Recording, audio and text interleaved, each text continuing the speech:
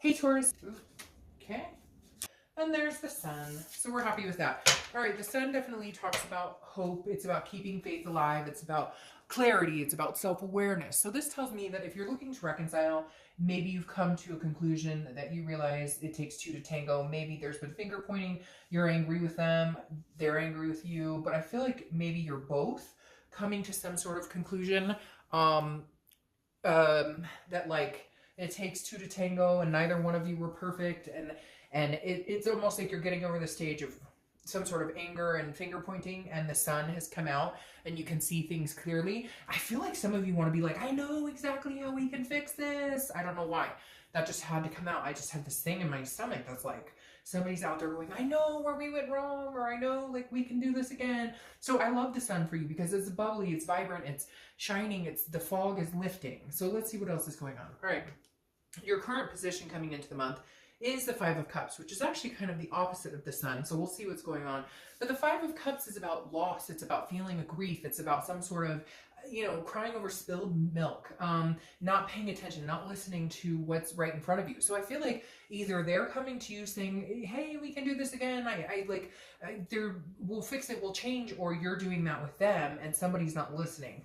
Although I feel like that will come to fruition, that they will. But again, there's some sort of sadness here. So it is sad because I feel like for a lot of you, yes, I'm sure there was drama, cheating, different things, but for a lot of you, I feel like that ship has sailed, like that grief has sailed, and you're in a position of maybe being able to let go, but you're coming into the month feeling sad.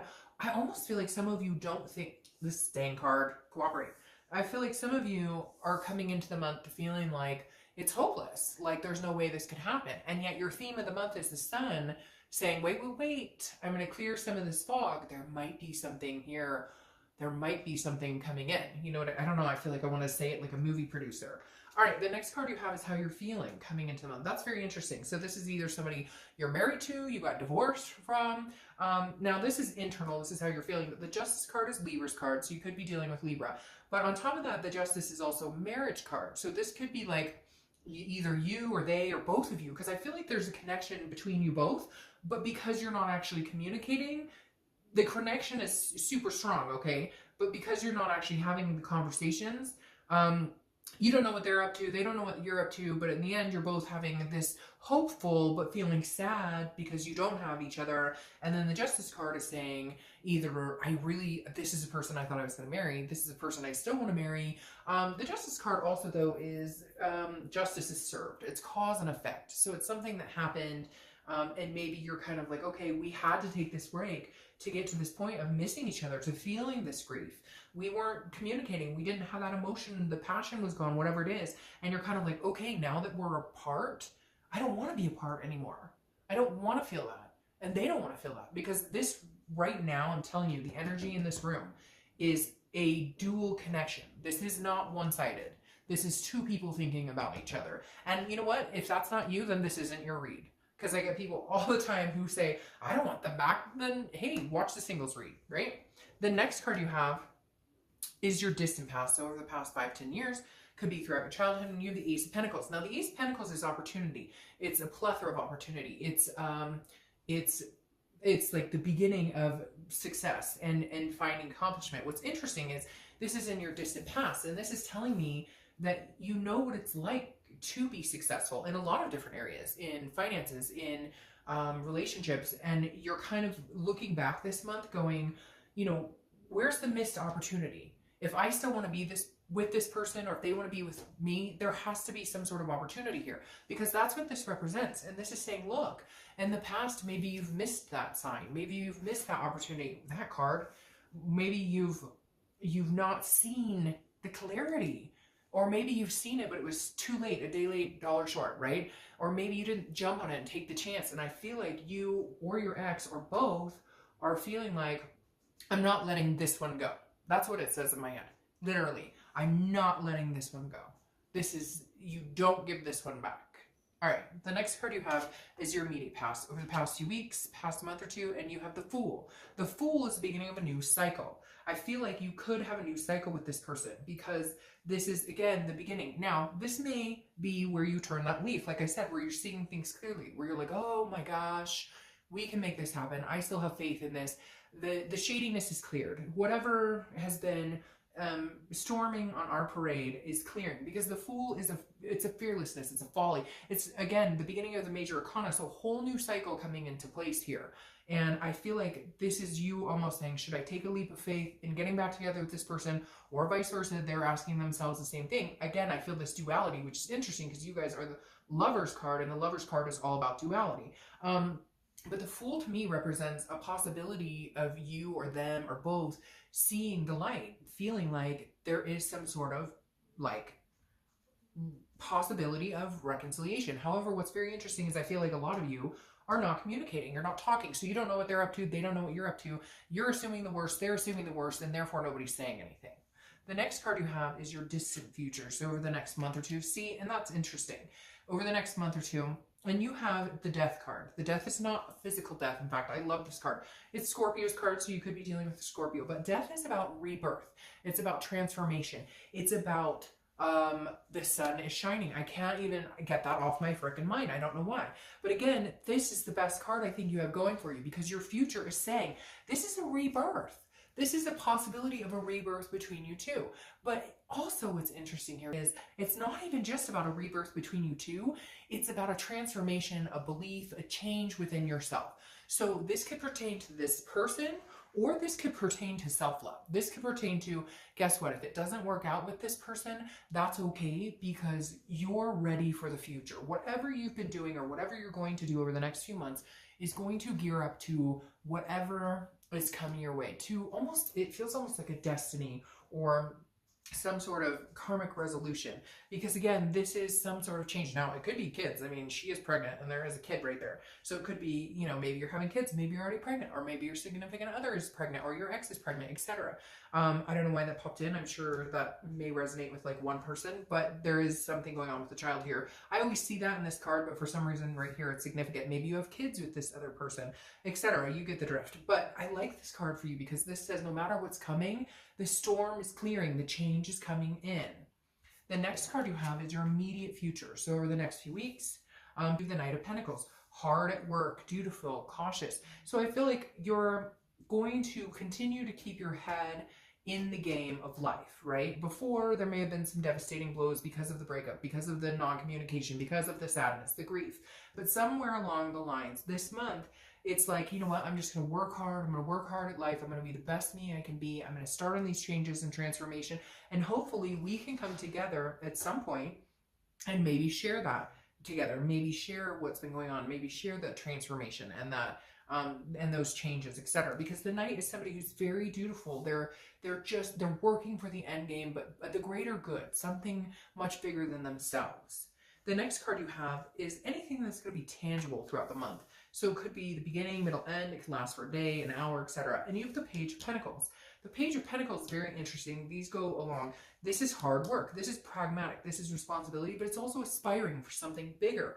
There's something here that says to me, some of you are turning like a big leaf, and it's not like a maple leaf. It's like a banana leaf, okay? It is literally like something so significant in your life. You're making changes. But again, it's because I feel like you've all of a sudden got this clarity of like, holy shit. Now, it could be clarity because this person's like gone and maybe you needed them gone, so you could see what you needed to change in yourself. You could see the areas you were missing, work, career, family. Maybe you were kind of putting that on the back burner because of this grief, because of the sadness, because of what had been going on. And now you're able to understand that you can have a both. You can have the ex, you can do that and still maintain. But for whatever reason, you weren't able to do it before. I think there was fighting, there was jealousy, there was arguments, maybe infidelity. But now I feel like it's almost like a maturing. I can't explain it, like a growing up. And some of you are gonna be like, I am 55, and I get that totally. But at the same time, we grow and mature our entire lives. Like, believe me, we all do. So this just is some sort of like, you've upped the responsibility factor and you've upped like the importance of all of the things in your life. Like, you've realized what you're fighting for. The next card you have is how you're feeling throughout the month. Again, could be beginning, middle, end, could last for a day. You have the Queen of Wands. This is an excellent place to be. She is full of ferocity. She is sensuous. She is, you know, and again, I don't apply sex to the card, so male or female, but this person is just very confident, knows what they're going for, knows what they're going after. The confidence continues to build every step they take because they're embarking on these new journeys, these changes. They're embracing change. They're embracing. Now, for some of you, this could be that this person is no longer going to be in your life and all of this is coming to fruition because they're not. I feel like for a lot of you though, it's not like that. I feel like for a lot of you, it's almost realizing like you can possibly have this person back. But for some of you, it is going to be, they are gone, you are sad, but now everything's clear and you can see the light. The next card you have is your hopes and fears for the outcome of the month. And you have the Seven of Wands. So again, this is hopes or fears. And your fear is that, how do you communicate this? Because the Seven of Wands is a defense, it's a strategy. So how are you going to get in touch with them? How are they going to get in touch with you? Let's say you guys do call and talk to each other. Let's say you do text. Somebody broaches that and says, hey, I don't want silence anymore. I want to talk. It's making me sad not to have a discussion. We were, after all, really, really good friends. But the Seven of Wands is telling me that some of you are feeling like you don't know where to go from here. How do we get past the past? How do we not get on the defense? We know we're going to have conversations that could be pretty hard. We know we're going to have to, like, this isn't going to be like, hey, we start talking and we jump back in where we left off and everything's wonderful. No, there are underlying issues that have to be addressed. So your biggest fear here is, how do we get there? How do we move on? How do we address these issues? How do we do this in a manner that we can feel good, that we don't go back and start pointing the fingers, that we can clear the air again, that we're feeling like the fog is lifted. So your biggest fear is how, and when. I feel somebody out there going, and when, I want to know when. The next card you have is the Three of Wands. I love this for you. The Three of Wands is about teamwork, but so the Two of Wands is about planning something, okay? If you pulled the Two of Wands, it would be planning, looking forward, growth. The Three of Wands is about planning together.